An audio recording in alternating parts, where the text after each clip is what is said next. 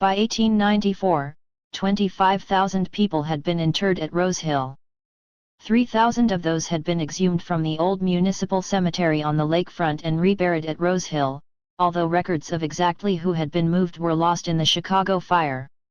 Numerous large tracts were sold to fraternal organizations, labor unions, lodges, churches and synagogues, which, in turn, sold plots to their members and buried their poor. Rose Hill is and always has been open to persons of all faiths and ethnic origins.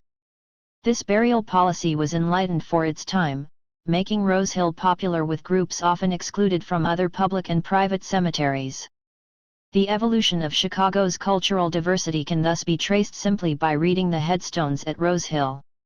While European immigrants of Judeo-Christian background predominated during the cemetery's first 100 years, about 30 Asian churches and organizations have purchased tracts in the past decade. The cemetery's community chapel Mausoleum is the largest and first of its kind in Illinois. The building has gone through various additions since its Grand Greek Revival entrance was completed in 1914. Over the last 81 years, 10,000 Chicagoans have chosen this once novel alternative to individual subterranean interment. Rose Hill's capacity is 13,000. The mausoleum's exterior is encased in granite, its luxurious interior is polished white marble and bronze. It houses 30 Tiffany stained glass windows, custom designed and signed by their master, the largest non-ecclesiastic collection of Tiffany's in the world. Walls of the mausoleum are lined with elegant French and Italian marble crypts and its floors with Roman travertine. Many of the private rooms have intricately sculptured bronze and brass doors. The crypts read like a who's who of fame and fortune: Milton Florsheim, Charles A. Stevens, Maurice L. Rothschild, John G. Shedd, Richard W. Sears and A. Montgomery Ward, to name a few. The Horatio and May Chapel was built in 1899 as an eternal memorial to one of Chicago's first paid firefighters, who was also a major grocery and dry goods supplier. Mr. May died while on retreat in his hometown of Mannheim, Germany. His wife, Anna, was so inspired by the German cathedrals that she bequeathed $75,000 for the construction of the chapel at Rose Hill. Joseph Lyman Silsbee, the chapel's architect, was commissioned because he had designed the May home on Astor Street. Silsbee was the chief architect for J. L. Cochran's Edgewater Development Company from 1886 into the 1890s. He is credited with bringing the shingle style of home architecture to Chicago. The style of the May Chapel is Romanesque, or English, Gothic, its hallmark being the use of heavy stones and massive form. The portico's heavy Gothic arches, made of Minnesota gray granite, bid entry through two massive carved wooden doors. The flooring is a beautiful hand-whirled tile mosaic in a floriate design by Silsbee. Wainscoting of green tile below and walnut above adorns the walls, creating a rich, dark atmosphere, perfect for final interment ceremonies. Another massive, hand-carved door opens into a temporary holding area. This vault was once used to receive up to 100 departed during winter months, until ground could be broken in the spring. No longer needed, it is nonetheless a fascinating part of Rose Hill history. William Boyington, architect of Rose Hill's East Gatehouse and Chicago's Water Tower and the first president of the Chicago chapter of the American Institute of Architects, was buried at Rose Hill in 1875. The cemetery is also the final resting place of several well-known Edgewater architects. George Washington Marr, a Prairie School architect and associate of Frank Lloyd Wright, built more than 40 homes in Edgewater. He was engaged by John L. Cochran's Edgewater Development Company prior to starting his own firm.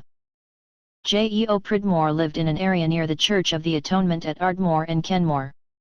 He is credited with several buildings, the most well-known of which is the Manor House on Bryn Mawr, now listed on the National Register of Historic Places. Pridmore was also the remodeling architect for the Church of the Atonement. Benjamin Marshall was the architect of the world-famous Edgewater Beach Hotel complex, as well as several other buildings in Chicago. His Edgewater Beach Apartments still stands and was recently named to the National Register.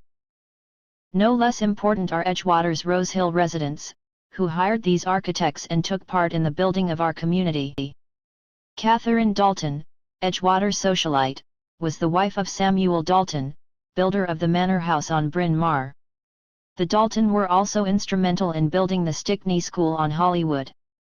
John Gowler was the builder of what came to be known as the Gowler House, by architect Walter Burley Griffin. This house and its mirror image next door, on North Magnolia, were shown on EHS's very first home tour in 1989. Charles Peters, builder of the Peters Residence, and Chester Crandall, builder of the Crandall Residence, shared a common architect, George Washington Marr. Both Oscar Mayer, Sr. and Jr., now reside at Rose Hill. The family lived on Sheridan Road at Hollywood before the Lakeshore Drive extension brought about the lakefront redesign and extension of Lincoln Park. More recently, Kathy Osterman, Edgewater community activist, past president of the Edgewater Community Council, former 48th Ward alderman and City of Chicago director of special events under Mayor Richard M. Daley, was buried at Rose Hill in 1992. In January of 1991, Potter Palmer sold the Rose Hill Cemetery Company to Service Corporation International, the largest funeral service corporation in North America. Mr. Palmer had owned Rose Hill since 1983.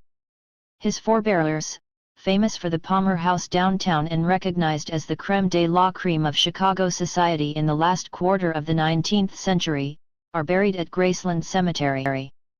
More than 170,000 interments have taken place at Rose Hill since its opening in 1859. Interments continue at a rate of 800 annually. With the 21st century on the horizon, Rose Hill remains a sanctuary for remembrance and contemplation that offers a quiet respite with nature. Pheasant, duck, and other wildlife still share this unique parkland with 12 Chicago mayors, 2 Illinois governors, the 13th Vice President of the U.S., famous forefathers and contemporaries alike, veterans of the Revolutionary to the Vietnam Wars and citizens of every era in Chicago history. On Sunday, September 17, 1995, the Edgewater Historical Society will offer its 7th annual home tour between 12 and 5 p.m. The tour will begin at the Ravenswood entrance of Rose Hill Cemetery, covering only the East Gatehouse, Civil War Museum and the Horatio and May Chapel there, in addition to the 4 or 5 homes featured in the adjoining neighborhood.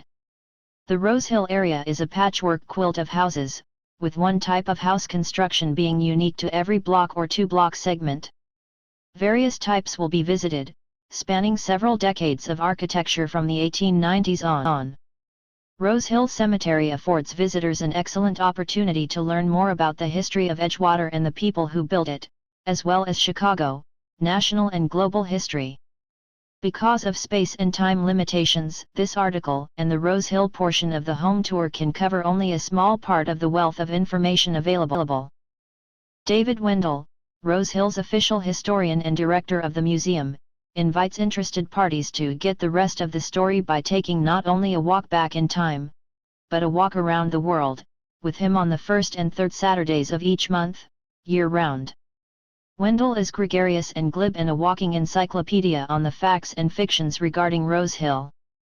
His regular tours begin at 10 a.m., are approximately 2 hours and are free to the public. Special tours can be customized by calling.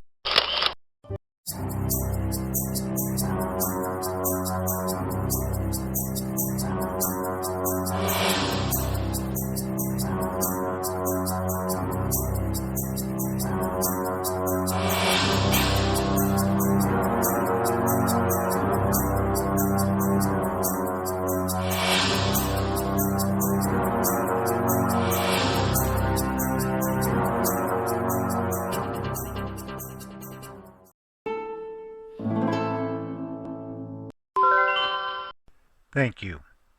I'm Tom Dwyer, and this has been a Red Raven Productions.